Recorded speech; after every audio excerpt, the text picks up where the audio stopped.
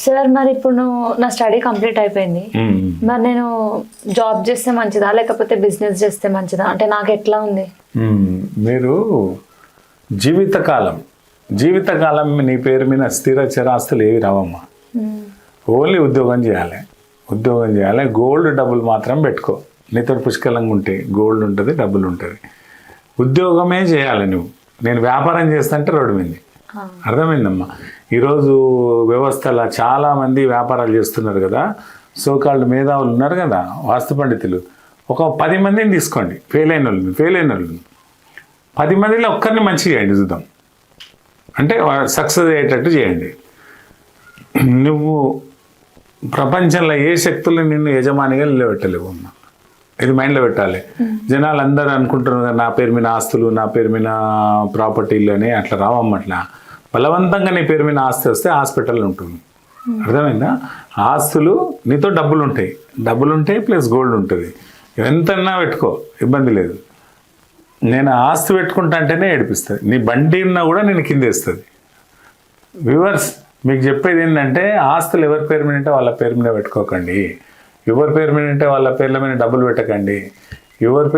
ఎవరికంటే వాళ్ళకు చదువు వస్తుంది అనేది నమ్మకండి. మీరు మీ దాంట్లో ఒక్కొక్కరికి ఒక్కొక్క క్యారెక్టర్ ఇస్తాడు. వాళ్ళ క్యారెక్టర్లో వాళ్ళు ఉంటే చాలా హ్యాపీ జీవితం ఉంటుంది. మీ పిల్లలకు కూడా చెప్పండి, చదువులో వెనకబడిపోయినారు, బాగా ఇబ్బంది పెట్టకండి పిల్లలను. చదువు తక్కువ ఉన్న వ్యక్తులే ఓనర్లు మీ ఇంట్లో. అది గమనించండి. బలవంతంగా రుద్దకండి చదువు. ఉద్యోగం రాలేదని ఇబ్బంది పెట్టకండి పిల్లల్ని. ఎందుకంటే వాళ్ళకి ఉద్యోగం లేకుంటే రాదు. భగవంతుడు రాస్తేనే వస్తుంది ఉద్యోగం. ఎన్నోసార్లు ఎంతోమంది పిల్లలు నా దగ్గరకు వచ్చిన వాళ్ళు నాకు ఉద్యోగం వస్తలేదు సార్, ఇంట్లో టార్చర్ అయిపోయింది అని చెప్తుంటారు. అస్సలు రాదమ్మా. గోల్డ్ మెడల్ తెచ్చిన మీ అబ్బాయి ఉద్యోగం రాదు.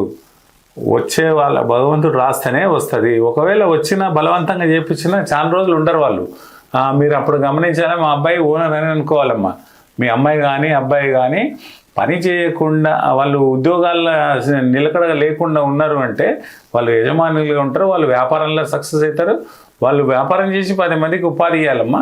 మీరు తొందరపడి ఆ పిల్లల్ని ఇబ్బంది పెట్టకండి.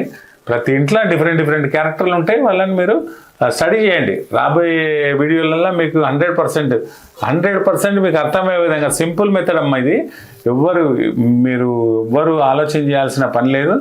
ఎవ్వరు వేస్ట్ ఫెయిల్స్ అనే ఇంట్లో ఎవరు ఉంటారమ్మా. ప్రతి ఒక్కరికి ఒక ప్రోగ్రామ్ ఇచ్చి పంపిస్తాడు. వాళ్ళ ప్రోగ్రామ్ ఉంటే హ్యాపీగా ఉంటుంది జీవితం. మనం అనుకుంటాం మా తమ్ముడు ఏం పని చేయడు, లేజీ ఉంటారు, అట్లా అనుకుంటారు కదా. అట్లా ఉండదు. ఆయనకు ఒక ప్రోగ్రామ్ ఉంటుంది. ఆ ఓనర్కు లేజీతనం ఉంటుంది. ఎందుకంటే ఆయన పని చేస్తే పని అవసరం ఉంటుంది కదమ్మా. అట్లా భగవంతుడు ఇచ్చే పాత్ర రోల్ డిఫరెంట్గా ఉంటుంది. అది అర్థం కాదు. మా వాడు ఇట్లున్నాడు, వాళ్ళ ఇంటిది ఎదురువాడు ఉట్టినే ఉద్యోగం వచ్చేసింది అని ఇట్లా వాళ్ళ ఎదుటోని కంపేర్ చేస్తారు కదా. అట్లా చేయకండి. మీ పిల్లలల్లో యజమానులు ఉంటారు, ఉద్యోగస్తులు ఉంటారు, మేధావులు ఉంటారు. వాళ్ళని గమనించండి అంతే తప్ప అందరికీ ఆస్తులు పెట్టకండి. పెడితే ఇబ్బంది పడతారు.